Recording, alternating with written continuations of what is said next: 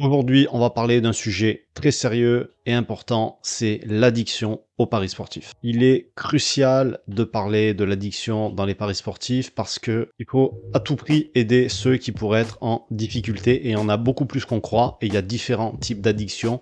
Il y a l'addiction la pire qu'on puisse connaître, mais il y a aussi des addictions qui sont beaucoup plus légères et qui impactent une quantité phénoménale de parieurs sans même qu'ils s'en rendent compte. Ça peut être beaucoup plus subtil qu'on croit et ça ne touche pas que les gens qui perdent.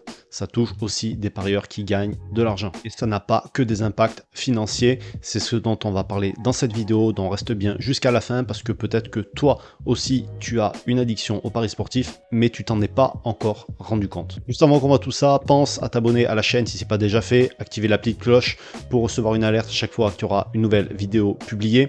Et je te rappelle qu'en rejoignant les contacts privés, en cliquant sur le petit i qui se retrouve juste là, tu peux avoir tous les jours dans ta boîte mail des conseils pour t'aider à devenir un meilleur parieur. Tu auras aussi un prono gratuit chaque semaine et toutes les news de gagner au paris sportif en exclusivité. Donc on va commencer cette vidéo par une définition de l'addiction au paris sportif. L'addiction au paris sportif, qu'est-ce que c'est? C'est une dépendance psychologique et parfois financière au paris sportif. Et comme tu vas le voir dans cette vidéo, il y a des signaux d'alerte très clairs et facilement identifiables pour savoir si tu souffres oui ou non d'addiction et surtout à quel degré, parce qu'il y a différents degrés d'addiction. Alors, quand on parle d'addiction, bien souvent, on pense à l'addict malade, celui qui est vraiment accro, qui a un gros problème, qui se ruine dans les paris sportifs, mais il n'y a pas que ça et il y a beaucoup plus de parieurs concernés par l'addiction que cette forme grave d'addiction. Par exemple, on va faire un parallèle avec autre chose. Un mec qui fume des pets du matin au soir, il est clairement addict au cannabis. Mais à la fois, un mec qui a besoin d'en fumer un tous les jours absolument quand il rentre chez lui après le travail ou avant d'aller se coucher tous les soirs, lui aussi il est addict. Il va en fumer beaucoup moins, mais l'addiction aussi est là. C'est un niveau différent, mais il y a quand même la notion d'addiction. Les deux ont un problème. Et dans les paris sportifs, c'est exactement pareil. Il va y avoir plusieurs degrés d'addiction avec des risques différents pour chaque profil parce qu'on est tous différents et donc elle se manifeste différemment chez chacun de nous. Alors il y a notamment l'addiction qui a un impact financier avec des personnes qui peuvent se ruiner à cause des paris sportifs. Je l'ai même vu passer l'histoire, j'ai pas retrouvé l'article, je voulais le partager mais je l'ai pas retrouvé, je suis dégoûté.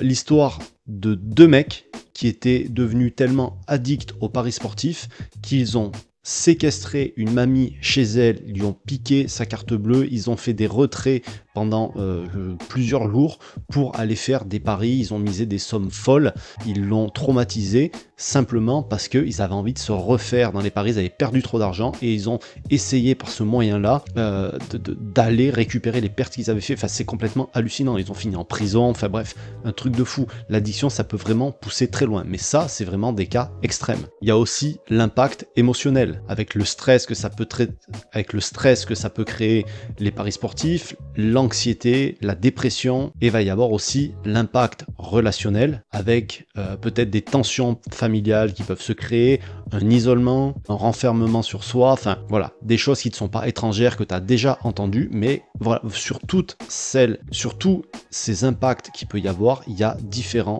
degrés. Et du coup, tu te dis c'est bien beau tout ça, mais tu nous parles de degrés, de machin, de trucs, de ci, de ça, mais comment on fait pour savoir si on est addict dans les paris sportifs? Comment on fait pour savoir si on est addict aux paris sportifs et à quel niveau? Alors, il y a deux façons de faire. C'est d'abord l'auto-évaluation avec une série de questions que je vais te partager et il y a aussi des signes extérieurs que tu peux repérer ou que les gens autour de toi peuvent repérer si toi tu les repères pas tout seul. Première question alors ces questions, je les avais déjà partagées dans une vidéo que tu peux aller voir si tu veux, je te mets le lien juste là. C'est un membre de mon groupe qui a des soucis d'addiction ou qui a eu des soucis d'addiction qui a partagé ces différentes questions avec nous.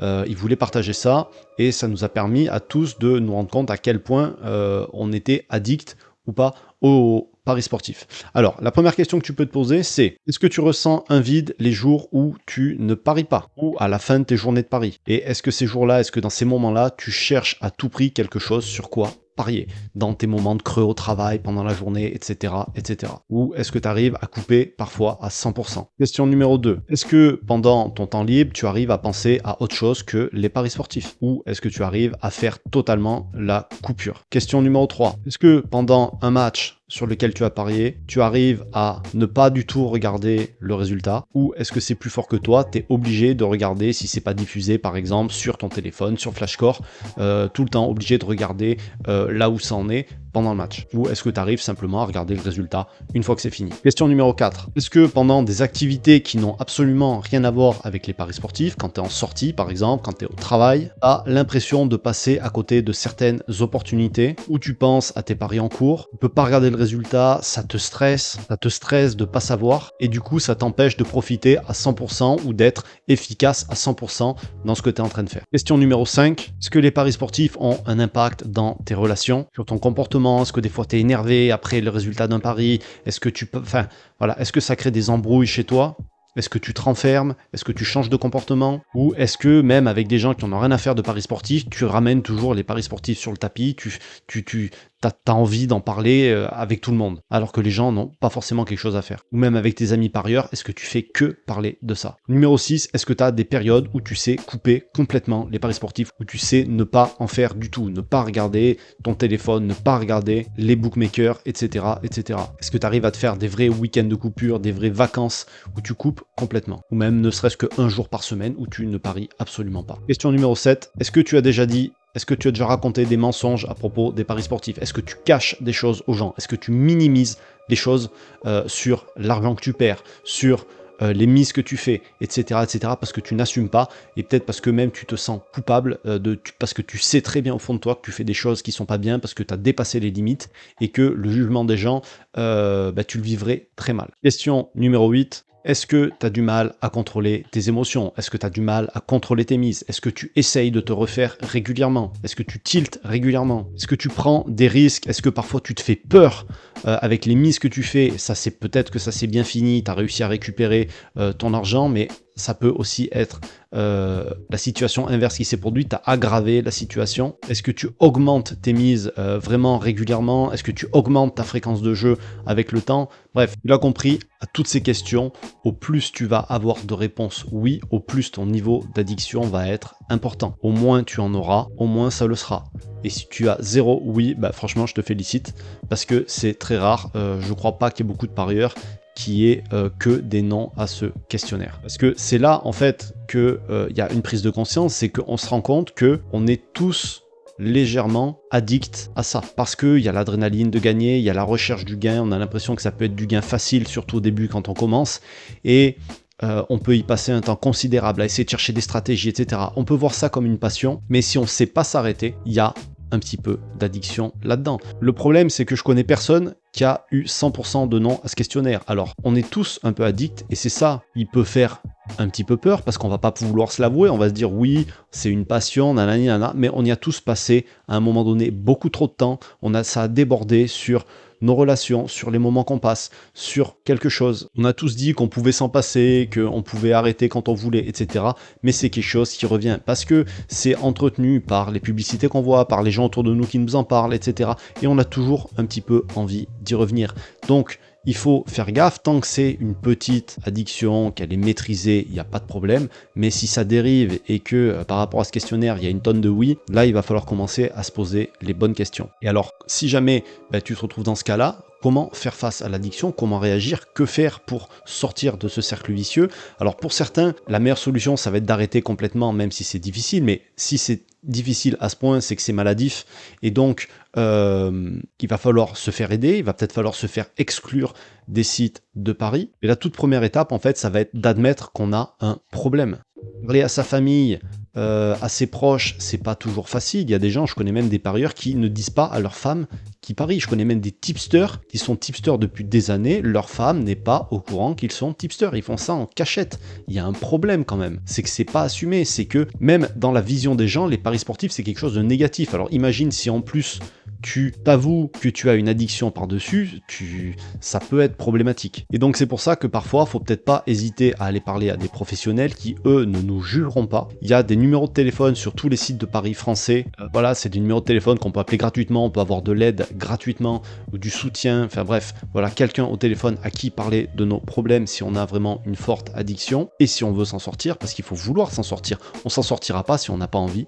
Il y a après je vais le dire, mais il y a des personnes, ça les intéressera pas, c'est le développement personnel. Ça peut vraiment aider à comprendre ce qui se passe au niveau psychologique, comment gérer ses émotions, etc. Il y a des bouquins à lire, il y a des tonnes de vidéos sur Internet, il y a des podcasts. Et si jamais tu veux te diriger vers ces sources-là d'informations, regarde tout ce qui touche à l'addiction. Tu verras qu'il y a des personnes qui sont addicts ou qui ont été addicts qui vont donner des conseils et tu te reconnaîtras très certainement dans les témoignages et il y aura certainement aussi des solutions ou des astuces pour t'aider à en sortir si tu es concerné ou si tu connais quelqu'un qui est concerné, hein, c'est une vidéo de prévention, donc il faut la faire suivre si tu connais quelqu'un que tu sens qui est peut-être en train de basculer du mauvais côté ou qui est déjà basculé ou qui a déjà basculé du mauvais côté. Donc voilà ce que je voulais partager dans cette vidéo. L'addiction, c'est vraiment un sujet très sérieux qui est minimisé parce qu'on parle toujours de gains, de méthodes, de stratégies, de ci, de mi, de ça, mais ça aussi c'est un des aspects importants dans les paris sportifs. On m'a reproché assez longtemps de ne pas en parler. Peut-être que je me voilais la face moi aussi en me disant bon ben c'est pas moi j'essaie d'éduquer les gens, de les apprendre à parler, à parier de la bonne façon, de leur donner des outils pour déconnecter les émotions. L'addiction c'est surtout des émotions, mais au final il faut mettre des mots sur les choses et il fallait parler d'addiction, donc c'est pour ça que je me mets à faire des vidéos aussi là-dessus, parce que je réalise avec les années que le nombre de parieurs qui est touché par l'addiction, en fait il est gigantesque et qu'on a tous cette petite addiction, moi le premier. Alors beaucoup moins aujourd'hui avec les années, avec l'expérience, j'ai réussi à me détacher énormément des paris sportifs, mais au tout début j'étais clairement complètement addict. Pas le côté financier, mais le côté relation, le côté temps passé ou vraiment isolement, etc. Vraiment ça, ouais, je l'ai eu, je dois l'avouer, je l'ai eu. Et en fait c'est pour ça que j'ai insisté sur les différentes formes d'addiction, parce que ça peut être une toute petite addiction au départ qui peut grossir et avoir des répercussions compliquées. J'en ai parlé dans une vidéo récemment, tu peux aller voir là, parmi mes pires erreurs dans les paris sportifs, et en fait ça m'a coûté vraiment à un moment donné cette addiction là. Enfin c'était aussi du travail, mais bref, il y a de l'addiction au milieu, je vais pas me voiler la face, je vais pas te mentir, donc fais pas les mêmes erreurs que moi j'ai pu faire ou que d'autres font. Et là où il faut déculpabiliser, surtout quand il y a de l'addiction, c'est qu'il faut savoir que l'addiction, le phénomène addictif, pas forcément paris sportif, ça peut être dans d'autres choses, c'est quelque chose, il y a des études qui l'ont démontré, c'est qu'il y a un gène héréditaire. Par exemple, si tu as des parents qui sont alcooliques, qui ont une addiction à l'alcool, tu as de fortes chances toi aussi d'avoir une addiction derrière. Peut-être pas à l'alcool, mais autre chose. C'est quelque chose qui se transmet. Donc on peut pas forcément... On peut apprendre à lutter contre ça, mais c'est peut-être quelque chose qu'on a déjà en nous et c'est pas notre faute, c'est notre héritage génétique qui pilote un petit peu notre cerveau. Donc c'est pour ça que j'ai voulu donner ces questions pour que tu puisses voir les signes avant qu'il soit trop tard, avant catastrophe. Elle arrivera peut-être jamais, mais c'est à ça que sert la prévention. On en fait toujours trop, on en fait toujours des caisses pour essayer de qu'il y ait un minimum de personnes pour qui ça va être la catastrophe en fait. Parce que c'est toujours pour une minorité seulement que c'est le plus grave. Les jeux d'argent, c'est très mal vu, mais la manière dont je l'aborde sur cette chaîne et dont j'en parle depuis des années, je pense qu'elle est assez saine et je voudrais pas qu'il y ait justement tout ce côté addiction qui viennent pourrir un petit peu tout ce travail. C'est déjà assez mal vu les paris sportifs et nous, il n'y a pas que moi, hein, on essaie vraiment d'éduquer les gens à faire les choses bien et à pas être dans l'excès, à tout faire de manière raisonnable et contrôlée, maîtrisée. Donc maintenant, tu as tout ce qu'il faut en main pour faire un point de ton côté et surtout pour aider les personnes autour de toi qui pourraient être addictes en leur partageant cette vidéo. Je te remercie d'avance pour ton soutien, un petit pouce bleu si tu as aimé la vidéo, partage et nous on se retrouve très vite pour de nouvelles aventures dans les paris sportifs. Ciao.